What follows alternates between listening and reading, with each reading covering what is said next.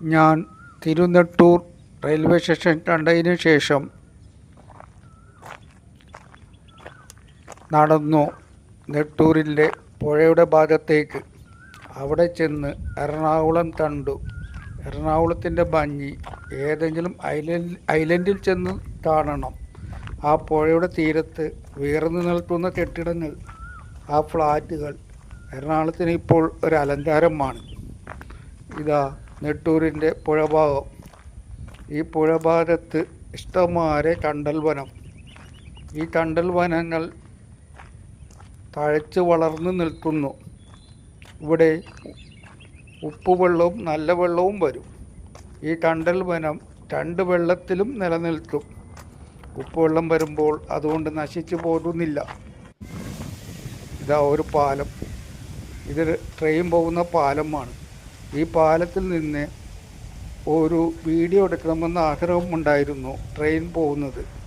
അതിനുവേണ്ടി ഞാൻ അവിടെ കാത്തു നിന്നു. ഇതാ ഡബിൾ ലൈൻ ആക്കാൻ വേണ്ടിയുള്ള പണി നടക്കുന്നു. ഇവിടെ എല്ലാം കണ്ടൽ വനമായിരുന്നു, അതെല്ലാം വെട്ടി നിരത്തി.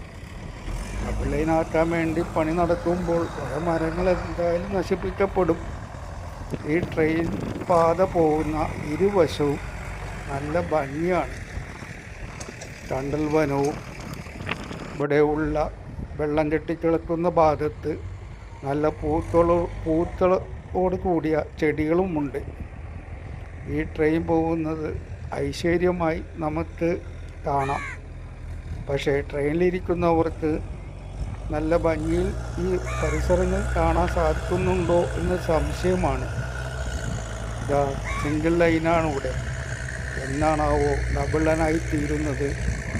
കോട്ടയം വഴി പോകുന്ന ട്രെയിനെല്ലാം ഡബിൾ ലൈനിൽ കൂടിയാണ് പോകുന്നത്. അതുകൊണ്ട് അവിടെ ഒരിക്കലും പിടിച്ചിടേണ്ട ആവശ്യം വരുന്നില്ല. ഇവിടെ പണി പൂർത്തിയാക്കിയാൽ നമ്മുടെ ട്രിവാൻഡ്രത്തേക്കുള്ള യാത്ര ഒരു അരമണിക്കൂറെങ്കിലും കുറഞ്ഞ് കിട്ടും. ഇതാ തേവരപ്പാലം. തേവരപ്പാലം എറണാകുളത്തുണ്ട് കേട്ടോ. ഇത് തേവരയും കുണ്ടന്നൂരും തമ്മിൽ ബന്ധിപ്പിക്കുന്ന പാലമാണ്. ആ പാലത്തിലൂടെയാണ് ഞാൻ നടന്നെത്തിയത്. ഈ വഴി കുട്ടികൾ ധാരാളം പോകുന്നുണ്ട് സ്കൂൾ വിട്ടിട്ട്. ഇതാ ട്രെയിൻ വന്നു കഴിഞ്ഞു. നല്ല ഭംഗിയുള്ള ട്രെയിനാണ്. എറണാകുളം വിട്ടാൽ 10 മിനിറ്റ് കൊണ്ട് ഇവിടെ എത്തും. ഈ ട്രെയിൻ നിങ്ങൾ ശ്രദ്ധിക്കണം. ട്രെയിനിൻ്റെ പുറവശം മുഴുവൻ പരസ്യമാണ്.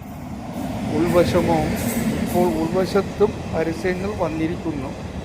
TV ചാനലിൽ വരുന്ന സംപ്രേഷണം ചെയ്യുന്ന സീരിയലുടെ പടങ്ങളാണ് ട്രെയിനകത്ത് അധികവും.